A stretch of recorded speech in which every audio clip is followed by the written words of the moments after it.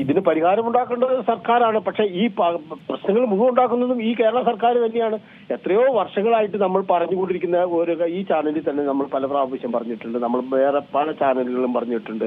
ഇതിനകത്ത് ഈ വർഷം മരിച്ചിരിക്കുന്നത് 30ാമത്തെ ആളാണ് ആന ചവിട്ടിക്കൊന്നിരിക്കുന്നത് ഈ വർഷം.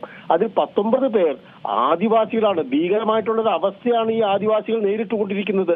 കഴിഞ്ഞ വർഷം ആകെ ആന ചവിട്ടിക്കൊന്നത് 20 പേരെയാണെങ്കിൽ അതിൽ 5 പേർ മാത്രമായിരുന്നു ആദിവാസികൾ ഉണ്ടായിരുന്നത്. എന്തുകൊണ്ടാണ് ഈ ആദിവാസികൾക്ക് നേരെ ആനകൾ തിരിയുന്നത് എന്നതിനെ കുറിച്ചിട്ട് ഈ സർക്കാർ എന്തെങ്കിലും ഒരു അന്വേഷണം നടത്തിയിട്ടുണ്ടോ? സാധാരണക്കാർക്കും എതിരെ മാത്രമായിട്ട് ആനകൾ തിരിയുന്നു. അതിൽ ഭൂരിപക്ഷം ഈ വർഷം ആദിവാസികൾ. ഈ കാര്യത്തിൽ മന്ത്രി ശശീധരൻ ഒരിക്കൽ ഒരു വാർത്താക്കുറിപ്പ് ഇട്ടിട്ടുണ്ടായിരുന്നു. ആദിവാസികളുടെ കാര്യത്തിൽ ഞങ്ങൾ ശുഷ്കാന്തി കാണിക്കും. എന്ത് ശുഷ്കാന്തിയാണ് അവർ കാണിച്ചിരിക്കുന്നത്? ഈ ആദിവാസി, ഇപ്പോൾ ഞാൻ നിങ്ങളുടെ ഇതിന് തൊട്ട് മുമ്പ് സംസാരിച്ച മെമ്പറുടെ ഒരു ഇത് കേട്ടിരുന്നു. അവിടെ ഫെൻസിങ് വേണമെന്ന്, സോളാർ ഫെൻസിങ്.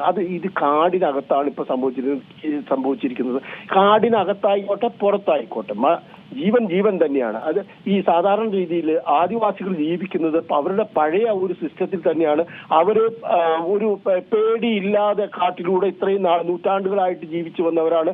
അതേ രീതിയാണ് അവർ പിന്തുടർന്നുകൊണ്ടിരിക്കുന്നത്. പക്ഷെ ഈ ആനകളുടെ സ്വഭാവത്തിൽ വന്നിരിക്കുന്ന മാറ്റം അത് അവർ മനസ്സിലാക്കിയിട്ട്, കുറെ പേരൊക്കെ മനസ്സിലാക്കിയിട്ട് അവരുടെ ഒരു വീഡിയോ ഞാൻ കണ്ടിരുന്നു. കാരണം ഈ വനം വകുപ്പിലെ RRT എന്ന് പറയുന്ന സംഘം ഈ ആനകൾക്കെതിരെ തിരിയുന്നു, ആനകൾക്കെതിരെ വെടിയുതിർക്കുന്നു, പടക്കമെറിയുന്നു, ഗുണ്ടെറിയുന്നു, അവരുടെ കണ്ണിലേക്ക് പെല്ലറ്റ് അടിപ്പിക്കുന്നു, ദേഹം മുഴുവൻ പെല്ലറ്റ് അടിപ്പിച്ച് തറപ്പിച്ചിരിക്കുകയാണ്. മറ്റൊന്ന് ചെയ്തിരിക്കുന്നത് ഈ സോളാർ ഫെൻസിങ്ങിൽ നിന്ന് ആ ആനയ്ക്ക് കിട്ടുന്നത് ഷോക്കാണ്. ഈ ഷോക്ക് ഉണ്ടാക്കിയിരിക്കുന്നത് മനുഷ്യനാണ് എന്നുള്ള കാര്യത്തിൽ ആനയ്ക്ക് പൂർണ്ണമായിട്ടുള്ള വിശ്വാസമുണ്ട്. അതുകൊണ്ടാണ് ഈ ആനകൾ മനുഷ്യരെ നോക്കി നടക്കുന്നത്. അവർക്ക് ആദിവാസി ഏതാണ്, സാധാരണ ജനങ്ങൾ ഏതാണ്, കാശുള്ളവൻ ഏതാണ് എന്ന് ആനകൾക്ക് തിരിച്ചറിയാൻ പറ്റില്ല എന്നുള്ളൊരു പ്രശ്നം മാത്രമേ അവിടെ നിലനിൽക്കുന്നുള്ളൂ. ഈ കഴിഞ്ഞ 2 മാസം മുമ്പ് ഈ വയനാട്ടിൽ തന്നെ മലപ്പുറത്ത് മരിച്ചിരിക്കുന്ന ഒരു സ്ത്രീയെ ഈ RRT സംഘം വെടിവെച്ച് ഒരു ആനയെ വെടിവെച്ച് തുരത്തുന്നതിനിടയിൽ അവരുടെ മുമ്പിൽ പെട്ടുപോയ ഒരു സ്ത്രീയാണ് മരിച്ചിരിക്കുന്നത്. അപ്പൊ അതിന് കുറ്റക്കാരൻ ആരാണ്? ആനയാണോ കുറ്റക്കാരൻ, അതോ ഈ വനം വകുപ്പാണോ? ഈ വനം വകുപ്പിന്റെ ഇതേ രീതിയിലുള്ള ഒട്ടും ശാസ്ത്രീയമല്ലാത്ത ബാർബറിക് കാടത്തരമാണ് ഈ ആനകൾക്ക് നേരെ ഇവർ തിരിച്ചുവിട്ടിരിക്കുന്നത്. 10,000-കണക്കിന് ഞാൻ വിവരാവകാശം വെച്ച് നോക്കുമ്പോൾ ഒരു സ്റ്റേഷനിൽ തന്നെ മേടിച്ചു വെച്ചിരിക്കുന്നത്, ഒരു ഡിവിഷണൽ ഫോറസ്റ്റ് ഓഫീസിൽ മേടിച്ചിരിക്കുന്നത്, സ്റ്റോക്ക് ഇരിക്കുന്നത് 10,000-ഓളം വെടിയുണ്ടകളാണ്. എന്തിനാ ഇത് മുഴുവൻ ഇവരുടെ ദേഹത്തേക്കാണ് തറയ്ക്കുന്നത്? അതിന്റെ പ്രത്യാഘാതങ്ങളാണ് കേരളത്തിൽ നടന്നുകൊണ്ടിരിക്കുന്നത്. ആ ജീവി പുറത്തിറക്കുന്നത് അതിന് ഭക്ഷണത്തിന് വേണ്ടിയിട്ടും വെള്ളത്തിനും വേണ്ടിയിട്ടായിരിക്കും ഈ ആനകൾ പുറത്തിറക്കുന്നത്. ആ ആനയ്ക്ക് അവിടെ ഭക്ഷണം ഒരുക്കുക, ആ പ്ലാന്റേഷനുകൾ മാറ്റുക, അതിനകത്ത് അവരുടെ ഹാബിറ്റാറ്റ് സുശക്തമാക്കുക എന്നുള്ള നടപടിയാണ് ഇതിനകത്ത് സ്വീകരിക്കേണ്ടത്. ഇത് ചെയ്യില്ല. ഇന്നേ വരെ ഒരു പ്ലാൻ, ഒരു ഇഞ്ച്, ഒരു സെന്റ് സ്ഥലത്ത് പോലും ഈ പ്ലാന്റേഷനുകൾ മാറ്റിയിട്ട് സാധാരണ വനം പുനഃസ്ഥാപിച്ചിട്ടില്ല. ഇപ്പൊ കഴിഞ്ഞ വർഷം ജൂലൈ 11-ാം തീയതി 2024 ജൂലൈ 11-ാം തീയതി കൺട്രോളർ ആൻഡ് ഓഡിറ്റർ ജനറലിന്റെ ഒരു റിപ്പോർട്ട് അസംബ്ലിയിൽ വെച്ചിട്ടുണ്ടായിരുന്നു. അതിനകത്ത് കൃത്യമായിട്ട് പറഞ്ഞിട്ടുണ്ട്, ഈ കേരളത്തിലെ വനം ഏകദേശം 80% പൂർണ്ണമായിട്ടും വനേതര കാര്യങ്ങൾക്ക് വേണ്ടി തിരിച്ചുവിട്ടിരിക്കുന്നത്. ഈ വനേതര കാര്യങ്ങളിലൊന്ന് ഈ പ്ലാന്റേഷനുകളാണ്, പിന്നെ സ്കൂള്, കോളേജ്, ഇങ്ങനെയുള്ള കാര്യങ്ങളിൽ. അപ്പോൾ ഈ ഹാബിറ്റാറ്റ് പൂർണ്ണമായിട്ടും തന്നെ ഈ ബാക്കിയുള്ള സ്ഥലത്ത് ഏകദേശം 2% മാത്രമാണ് ഈ ആനകൾക്കും എല്ലാ ജീവികൾക്കും വേണ്ടിയിട്ട് ഡിപ്പെൻഡ് ചെയ്യാൻ പറ്റാവുന്നുള്ളൂ കേരളത്തിൽ. ഈ പറയുമ്പോൾ 29% വനമുണ്ട് എന്നുണ്ടെങ്കിൽ 22% മാറ്റിമറിക്കപ്പെട്ടിരിക്കുന്നു. ഇനി അതിനകത്ത് ഉപയോഗിക്കാവുന്നത് വെറും 2% മാത്രമാണ്. അപ്പോൾ ഈ ഗവൺമെന്റ് ഇതേവരെ ഈ കൺട്രോളർ ഓഡിറ്റർ ജനറലിന്റെ റിപ്പോർട്ട് കഴിഞ്ഞ വർഷം അസംബ്ലിയിൽ വെച്ചിട്ട് ഇതേവരെ എടുത്തിരിക്കുന്ന നടപടി എന്താണ്? ഒരു നടപടി എടുത്തിട്ടില്ല. ഇതുമായിട്ട് ബന്ധപ്പെട്ടിട്ട് ഞാൻ ഈ വർഷം ഒരു പബ്ലിക് ഇൻട്രസ്റ്റ് ലിറ്റിഗേഷൻ കേരള ഹൈക്കോടതിയിൽ ഫയൽ ചെയ്തു. ഇതിനകത്ത് ഈ ആദിവാസികളുടെ മരണമാണ് എന്നെ ഏറ്റവും കൂടുതൽ ഉത്കണ്ഠ ഉണ്ടാക്കിയിരിക്കുന്നത്. ആ കാര്യമാണ് നമ്മൾ ഇതിനകത്ത് ഹൈലൈറ്റ് ചെയ്തിരുന്നത്. ഈ വർഷം മാർച്ചിൽ ഞാൻ ആ കേസ് ഡ്രാഫ്റ്റ് ചെയ്ത് തുടങ്ങുമ്പോൾ 21 പേര് ആണ് അന്ന് കേരളത്തിൽ മരിച്ചിരുന്നത്. അതിനകത്ത് 80% പേര് ആദിവാസികളായിരുന്നു. ഞാനിത് എഴുതി തീരുമ്പോഴത്തേക്ക് അത് 24ആയി. എനിക്ക് പലപ്പോഴും അത് മാറ്റി എഴുതേണ്ടി വന്നു. ഇത് സബ്മിറ്റ് ചെയ്യുമ്പോൾ ആഗസ്റ്റിൽ സബ്മിറ്റ് ചെയ്യുമ്പോഴേക്കും 24 പേര് മരിച്ചു. അതിനുശേഷമാണ് ഇപ്പോൾ 6 പേര് വീണ്ടും മരിച്ചിരിക്കുന്നത്. അപ്പോൾ ഈ കേസ് ചീഫ് ജസ്റ്റിസ് നിതിൻ ജാംദാറിന്റെ മുമ്പിലാണ് വന്നത്. ഇദ്ദേഹം പറഞ്ഞു അതിനകത്ത് 19 കാര്യങ്ങളാണ് നമ്മൾ ആവശ്യപ്പെട്ടിരിക്കുന്നത്. ആനയുടെ കൺഫ്ലിക്റ്റ് ഉണ്ട്, പുലിയുടെ കൺഫ്ലിക്റ്റ് വേറെ, ആനയുടെ പ്രശ്നം അല്ലല്ലോ പുലിയുടെ പ്രശ്നം. അപ്പൊ ഈ കൺഫ്ലിക്റ്റുകൾ പലതും വ്യത്യസ്തമായിട്ട് ആയിരിക്കും. ഹ്യൂമൻ വൈൽഡ് ലൈഫ് കൺഫ്ലിക്റ്റ് ഒരൊറ്റ വാക്കിലോ 1, 2 വാക്കിലോ 8, 10 വാക്കിലോ അല്ലെങ്കിൽ സെന്റൻസിലോ എഴുതി തീർക്കാവുന്ന കാര്യമല്ല. അത് വളരെ അധികം ചെയിൻ റിയാക്ഷൻ ആണ് ഇപ്പൊ കേരളത്തിൽ നടന്നുകൊണ്ടിരിക്കുന്നത്. പ്രേയും പ്രിഡേറ്ററും രണ്ടും കാടിന് പുറത്തു നിന്ന് ഇര തേടുന്ന അവസ്ഥ. ഈ ആനയാണെങ്കിൽ കാടിന് പുറത്തേക്ക് ഇറങ്ങുന്നു, പുലിയാണെങ്കിൽ കാടിന് പുറത്തേക്ക് ഇറങ്ങുന്നു, അതിന്റെ ഭക്ഷണമായ കാട്ടുപന്നികൾ അത് മുഴുവൻ കാടിന് പുറത്താണ്. അവിടെയാണ് ഇപ്പൊ അവർ വംശവർദ്ധനവ് നടന്നുകൊണ്ടിരിക്കുന്നത്. കാടിന് പുറത്താണ്, കൃഷി സ്ഥലങ്ങളിലാണ് ഈ വർദ്ധനവ് നടക്കുന്നത്. അത് കാടിനകത്ത് നടക്കേണ്ട പ്രക്രിയ കാടിന് പുറത്തേക്ക് വന്നിരിക്കുന്നു. എന്നിട്ട് യാതൊരുവിധ നടപടിയില്ല. ഈ ചീഫ് ജസ്റ്റിസ് നിതിൻ ജാംദാർ എനിക്ക് തന്ന ഓർഡർ, ആഗസ്റ്റിൽ തന്നിരിക്കുന്ന ഓർഡർ, നിങ്ങൾ 19 കാര്യങ്ങൾ ചോദിച്ചിരിക്കുന്നു. This is too much. You have to reduce it to amend this petition to 4 or 5 prayers. ആ 4 or 5 കാര്യങ്ങൾ മാത്രം നിങ്ങൾ ചോദിച്ചാൽ മതി. ഈ 19 കാര്യങ്ങൾ പറ്റില്ല എന്നാണ് നിതിൻ ജാംദാർ എന്ന് പറയുന്ന കേരള ഹൈക്കോടതി ചീഫ് ജസ്റ്റിസ് എനിക്ക് ഒരു ഇന്റീരിയം ഓർഡർ തന്നത്. 2 മാസം ഞാൻ വലിച്ചടിച്ചു. അതിന് ഒന്നും ചെയ്യാൻ പറ്റില്ല. ഈ 19 കാര്യങ്ങൾ പോലും ഒരു 39 കാര്യങ്ങൾ ഉണ്ടെങ്കിലാണ് ഈ ഹ്യൂമൻ വൈൽഡ് ലൈഫ് കൺഫ്ലിക്റ്റ് നമുക്ക് എന്തെങ്കിലും കാര്യങ്ങൾ അതിനകത്ത് നടപടി എടുക്കാൻ പറ്റുള്ളൂ. ഞാനത് കഴിഞ്ഞ മാസം നവംബറിൽ പറഞ്ഞു, ഇത് സാധ്യമല്ല, ഇത് broad and wide issue. We are the 3 states are facing this issue.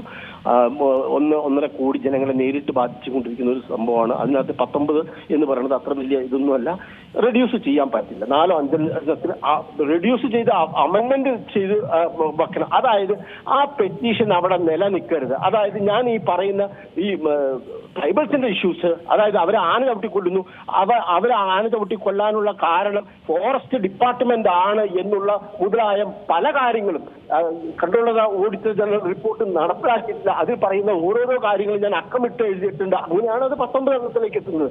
ആ കാര്യങ്ങൾ അവിടെ നിലനിൽക്കരുത് എന്നുള്ളത് ചീഫ് ജസ്റ്റിസ് നിതിൻ ജാംദാറിന്റെ ആവശ്യമാണ്. അപ്പൊ ഇതിന്റെ പിന്നിൽ അപ്പൊ നമ്മൾ ഈ ആന ചവിട്ടിക്കൊല്ലുന്നതിന്റെ ഉള്ളിൽ ഈ സോളാർ ഫെൻസിങ് മാഫിയ എന്ന് പറയുന്ന ഒരു മാഫിയ ഉണ്ട്. ഈ കാര്യത്തെ കുറിച്ച് അന്വേഷണം വേണം. കാരണം എവിടെയാണെങ്കിലും ഈ ആന ആക്രമണം, പുലി ആക്രമണം ഒക്കെ വരുമ്പോഴത്തേക്കും സോളാർ ഫെൻസിങ് വേണം എന്നുള്ള ഒരു സമരമാണ് എല്ലായിടത്തും നടക്കുന്നത്. ഒരിക്കലും അവരെ പ്ലാന്റേഷൻ മാറ്റാനോ ആ ഹാബിറ്റാറ്റ് തിരിച്ച് ആ വന്യജീവികൾക്ക് കൊടുക്കാനോ ഇങ്ങനെയുള്ള സമരങ്ങളൊന്നും ഒരിക്കലും ഒരു കാര്യത്തിലും ഉണ്ടാകാറില്ല. ഇപ്പൊ ഇതിനു മുമ്പ് പറഞ്ഞ ആൾ പറഞ്ഞത് സോളാർ ഫെൻസിങ് കാട്ടിനകത്ത് നടക്കുന്ന ഒരു ഇഷ്യൂന് അവിടെ സോളാർ ഫെൻസിങ് എങ്ങനെയാണ് സാധിക്കുക? പക്ഷെ ഇവരൊക്കെ പഠിച്ചുപോയി. ഇതിനകത്ത് വലിയൊരു മാഫിയ വർക്കുണ്ട്, കോടികളുടെ കച്ചവടം ഇതിനകത്ത് നടക്കുന്നുണ്ട്. ആന കുത്തിക്കഴിഞ്ഞാൽ മാത്രം ഒരാളെ കൊന്നു കഴിഞ്ഞാൽ അത് സോളാർ ഫെൻസിങ് പിറ്റേ ദിവസം ഇൻസ്റ്റാൾ ചെയ്യാനായിട്ടുള്ള അതായത് കോൺട്രാക്ട് കൊടുക്കാൻ സാധിക്കുള്ളൂ. ഈ മാഫിയ വർക്കാണ് കേരളത്തിൽ നടക്കുന്നത് എന്നുള്ളത് ഈ കർഷകരും ആദിവാസികളും മനസ്സിലാക്കിയിരിക്കുന്നു. അതെ, ഈ ജനങ്ങൾ എത്ര തന്നെ പ്രതിഷേധിച്ചാലും അവർക്കൊക്കെ ഒരു സർക്കാർ ജോലി, അവരുടെ കുടുംബത്തിലുള്ള ആർക്കെങ്കിലും ഒരു സർക്കാർ ജോലി അല്ലെങ്കിൽ ഒരു നഷ്ടപരിഹാരം കൊടുത്തങ്ങ് ഒതുക്കുകയാണ്. പിന്നീട് മറ്റു ജീവനുകൾ പൊലിയാതിരിക്കാനുള്ള ഒരു നടപടിയും അവിടെ ഉണ്ടാകുന്നില്ല എന്നുള്ളത് ഏറ്റവും പ്രധാനപ്പെട്ട കാര്യം തന്നെയാണ്. അതെ, അവരാവശ്യപ്പെടുന്നില്ല. ഈ പറയുന്ന കർഷകർ അവരങ്ങനെ ഈ ആദിവാസികൾ അതേ രീതിയിൽ ഇപ്പൊ ഞാൻ പറയുന്ന കാര്യങ്ങളും ഇതേ രീതിയിലുള്ള കൺട്രോളർ ഓഡിറ്റർ ജനറലിന്റെ റിപ്പോർട്ടൊക്കെ വായിച്ച് പഠിച്ചിട്ടോ അല്ലെങ്കിൽ ഇക്കോ റെസ്റ്റോറേഷൻ പോളിസി കേരള വനം വകുപ്പിന്റെ അതൊന്നും വായിച്ച് പഠിച്ചിട്ട് ജീവിക്കാനോ ഉള്ളവരൊന്നും അല്ല സാധാരണക്കാർ. പക്ഷെ നമ്മൾ 4 or 5 വർഷങ്ങളായിട്ട് ഇത് തന്നെ വിളിച്ചു പറയുന്നുണ്ട്. കുറച്ച് കാര്യങ്ങൾ ഞാൻ കണ്ടിട്ടുണ്ട്. ആദിവാസികളുടെ തന്നെ ഒരു വീഡിയോയിൽ ഈ ആനകൾ അക്രമാസക്തമാകുന്നതിന് പ്രധാന കാരണം ഈ ആറാട്ടി എന്ന് പറയുന്ന വിഭാഗമാണ് എന്ന് പറയുന്ന ഒരു ആദിവാസി പറയുന്ന ഒരു വീഡിയോ ഞാൻ കണ്ടിട്ടുണ്ട്. അപ്പൊ അവർക്കൊക്കെ മനസ്സിലായി തുടങ്ങിയിട്ടുണ്ട്. ഒരു മരണം നടക്കുമ്പോൾ ഒരാൾക്ക് ജോലി കൊടുക്കാനുള്ള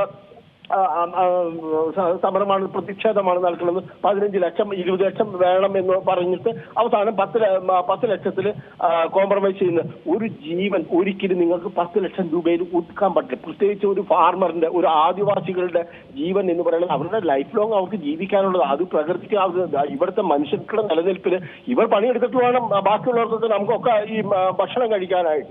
അവരെ ഒരു 10 ലക്ഷത്തേക്ക് ഒതുക്കാൻ പാടില്ല. അവരുടെ ജീവിതം 10 ലക്ഷത്തിൽ കോമ്പൻസേറ്റ് ചെയ്യാൻ പാടില്ല എന്നുള്ള കാര്യം ഞാൻ ഈ ഹൈക്കോടതിയിൽ വച്ചിരിക്കുന്ന ബില്ലിൽ ആവശ്യപ്പെട്ടിട്ടുണ്ടായിരുന്നു. ആ കേസ് തള്ളിക്കളയുക ചെയ്തത്. 4 5 കാര്യത്തിൽ എനിക്കൊരു ഹ്യൂമൻ കേരളത്തിലെ വൈൽഡ് ലൈഫ് കോൺഫ്ലിക്റ്റ് തീർക്കാൻ പറ്റില്ല. ഞാൻ ഈ കൺസർവേഷൻ രംഗത്ത് ഇപ്പൊ 25 കൊല്ലമായിട്ട് പരിചയമുള്ള ഒരാളാണ്.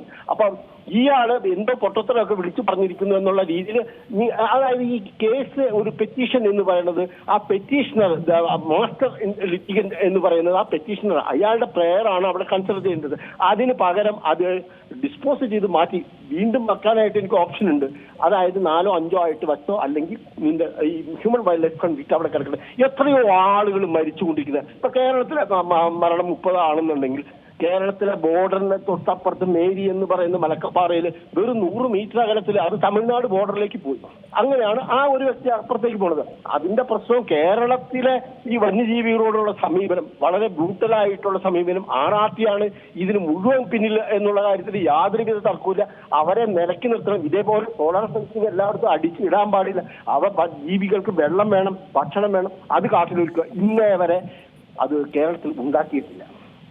ഏറ്റവും പുതിയ വാർത്തകളും വിശേഷങ്ങളും വിരൽത്തുമ്പിലറിയാൻ സീ മലയാളം ന്യൂസ് എല്ലാ ഡിജിറ്റൽ പ്ലാറ്റ്ഫോമുകളിലും ലഭ്യം.